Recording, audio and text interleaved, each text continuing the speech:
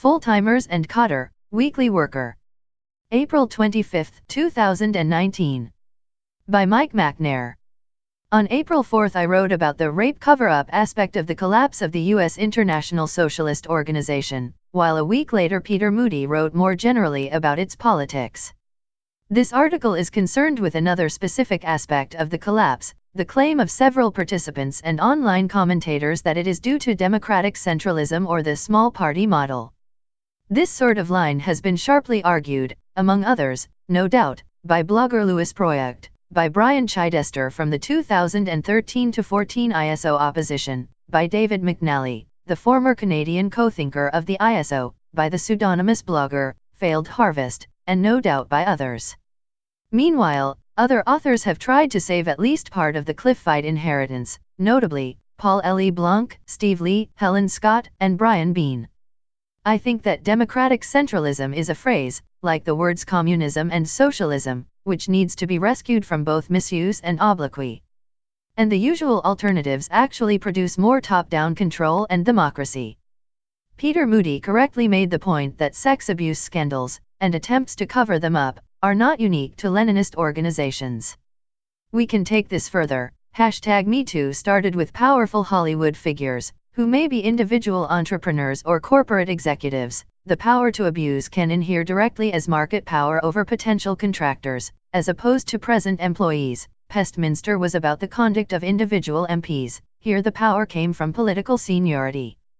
What underlies all of this is primarily institutionalist inequality, which is secondarily protected by rights of privacy and non-disclosure agreements, and behind these, the sale and denial of justice by the legal profession through the free market in legal services. This is a crisis for the left groups affected by it, not because they do worse than official society, but because they have imagined that they can do better, and finding that they too have exploitative management is then more sharply a betrayal.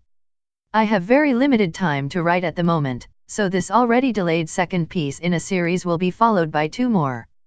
This week I look briefly at the organizational forms of the ISO and their origins, and how these forms give ideological cover to unaccountable management. In the next article I will look at the pre-1914 and Western origins of democratic centralism as an organizational form, to detach it from the Russian facts and fantasies. A third article will examine the defects of the Federalist labor movement tradition, network alternatives, and anti-small-partyism ideologies. Part of the ISO story is that Ahmed Shawki and his collaborators remained in charge for 35 years, that full-time regional organizers were, as in the British Socialist Workers' Party, appointed from above, not elected from below, and, further, that behind the official structure was an independent financial apparatus with a very substantial turnover. This was not financially misappropriated as such, but it did provide an unaccountable leadership core with job and other patronage possibilities.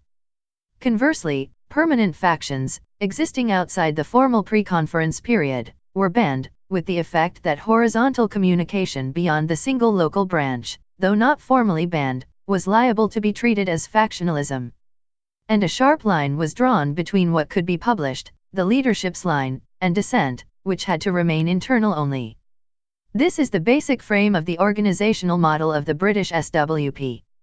Although the forms vary, it was the common inheritance of the International Committee of the Fourth International, created in 1953, and so was also found in the Workers' Revolutionary Party in Britain, and the Organisation Communiste Internationaliste/Parti Communiste Internationaliste in France.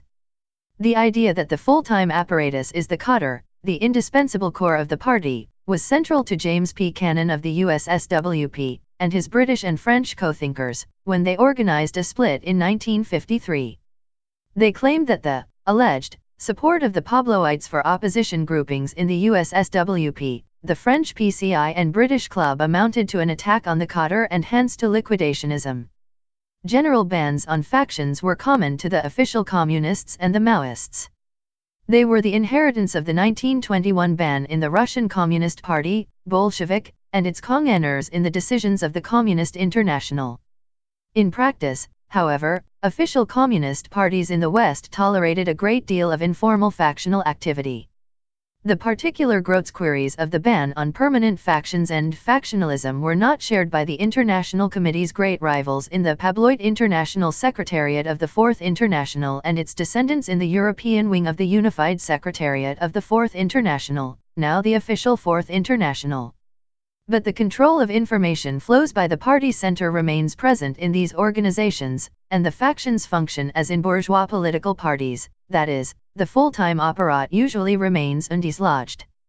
Behind this phenomenon is both a practical problem and an ideology. The practical problem is the equivalent of two prongs of a fork. The first prong is that capital generally offers workers the choice between overwork, on the one hand, and serious poverty, on the other.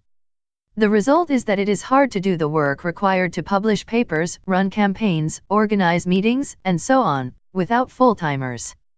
To the extent that we do without full-timers, we are generally forced to rely on people who have other advantages under capitalism, with the same risk of inequality as when employing full-timers.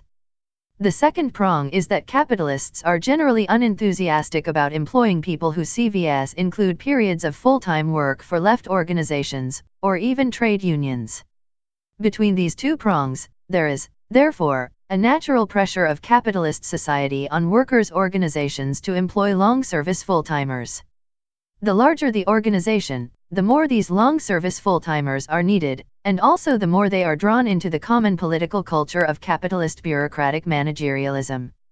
This is not a particular problem of far-left groups. The Webbs already noticed it in the British trade unions in their 1894 History of Trade Unionism, and Robert Michaels over-argued it, as natural elites, from observation of the massive Social Democratic Party of Germany, in his 1911 book Political Parties. Zinovievism. The ideology has two threads to it. The first, and fundamental to the later tradition, is Comintern's 1920 theses on the role of the Communist Party in the Proletarian Revolution, Second Congress, with the claim that the party as the advanced part has to represent the class, and its 1921 The Organizational Structure of the Communist Parties, the Methods and Content of Their Work, Third Congress, which concretized the idea of the leadership as the most advanced part of the party, which represents the whole against the backward parts. There are many good things in these sets of theses, but they both make a fundamental error. The party may be wrong, as against the working class masses, or even as against a particular group. The leadership may be wrong, as against the party ranks, or even as against a particular branch or fraction. This error is characterized by several authors in the discussion of the ISO collapse as Zinovievism, from Grigory Zinoviev's role in introducing the Second Congress theses and his role in the Fifth Congress and after in Bolshevization. Indeed, in 2014 Joel Geyer of the old ISO leadership devoted a piece in the ISO's International Socialist Review to Zinovievism and the degeneration of world communism. This concept is badly misleading. In the first place, it is personality cult reasoning, scapegoating Zinoviev for what were in fact 1920-21 decisions, to which Lenin and Trotsky were unequivocally parties, in the hope of finding a pure form of Leninism and preserving T is for Trotsky the hero. Secondly, the scapegoat Zinoviev approach leaves out the reasons for the decisions taken, even if those decisions can be seen in retrospect to have been mistaken. The original idea that the class has to be represented by its advanced part, the party, flowed from the Bolsheviks' loss of majority support in spring 1918 as a result of the Peace of Brest-Litovsk, and as a result, their rigging of Soviet elections at the same period, and then the turn of the left socialist revolutionaries to terrorism against the Bolshevik regime, and the Bolshevik response of Red Terror. They now had to justify what had become a dictatorship over the proletariat.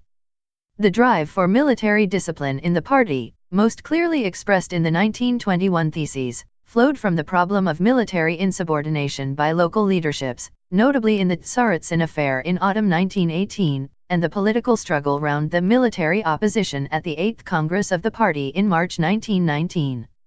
The decision to ban factions, as is well known, was part of the turn to the new economic policy in 1921. The expectation was that economic liberalization would strengthen the hand of small capital, which would naturally find political expression, in the circumstances, if the proletariat, a small minority in Russia, was to hang on to power until the expected revolution in the West caught up, opposition parties had to be more systematically banned, as did factions within the Communist Party. With the benefit of hindsight, all of these decisions were mistakes. They were mistakes made under conditions of war, counter-revolutionary foreign intervention and civil war, and in an overwhelmingly peasant-majority country. But it needs to be clear that the Bolsheviks would not have had these problems if they had adapted their party to the needs of civil war in a peasant-majority country before they obtained political power. In that case they would not have built a serious workers' party in the first place, or obtained political power in October 1917.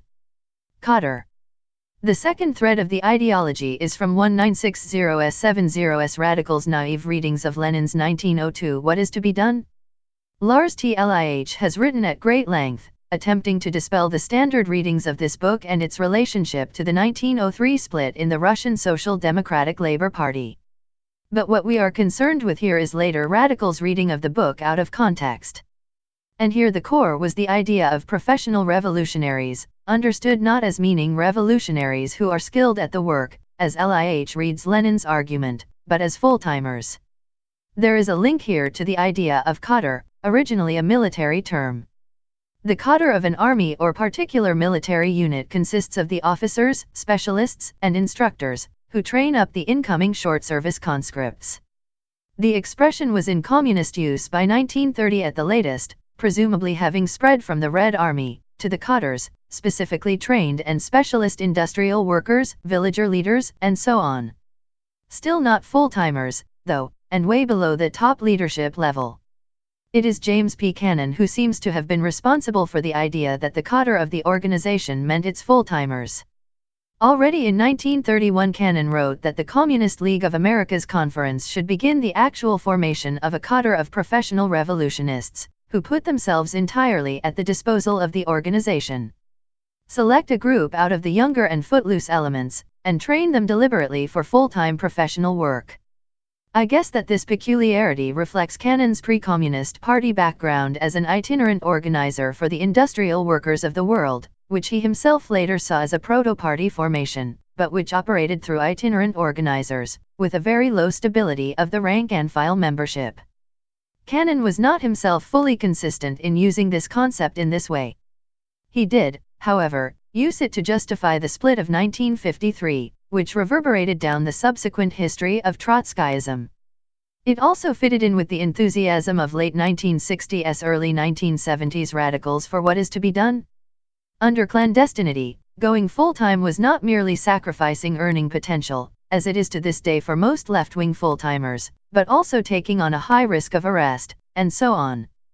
The same was true for the itinerant IWW organizers of the early 20th century.